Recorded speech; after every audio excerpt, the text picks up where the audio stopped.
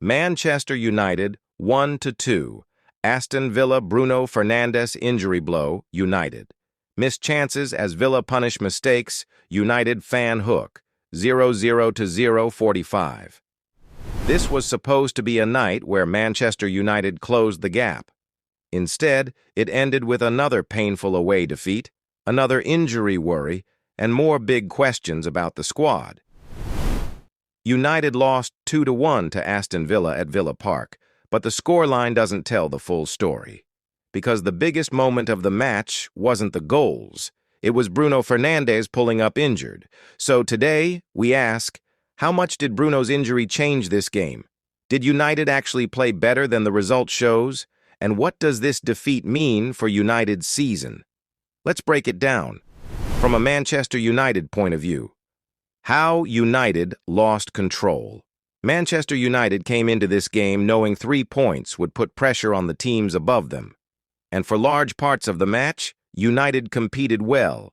They pressed Villa, matched them physically, and didn't look like a team being dominated. But football is decided by moments. Villa scored first through Morgan Rogers, United stayed in the game, and then came the turning point. Before halftime, Bruno Fernandes was forced off injured. From that moment on, United lost control. In the second half, Villa took advantage of small mistakes, scored again, and United were left chasing the game. Final score, Aston Villa 2, Manchester United 1. Another frustrating night on the road. Bruno Fernandes injury. The real story. Let's be very clear. This game changed the moment Bruno Fernandes went down. Bruno is the heartbeat of this team. He creates chances. He dictates tempo. He leads on and off the pitch. Since joining United, he has almost never been injured.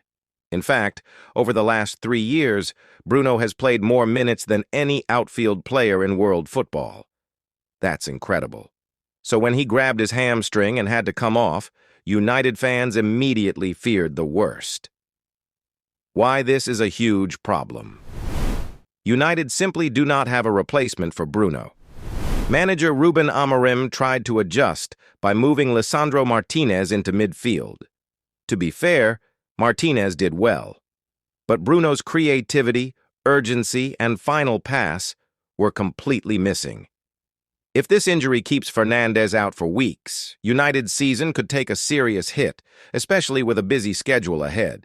Did United deserve more from this match? This is where opinions will divide fans. United were not outplayed for 90 minutes.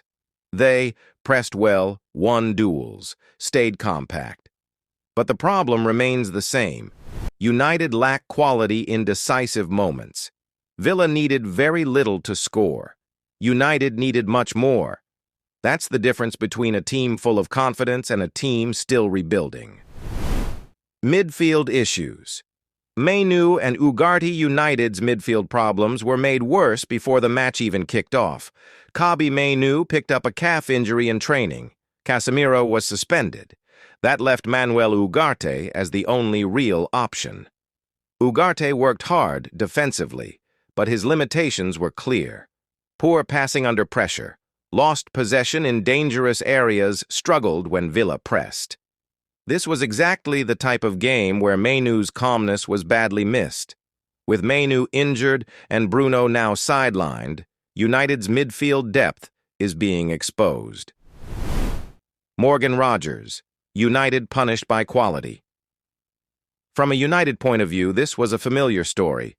Villa had one player who made the difference. Morgan Rogers.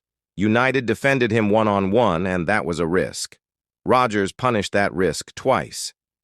Both goals were low-percentage chances, outside the box, perfectly executed.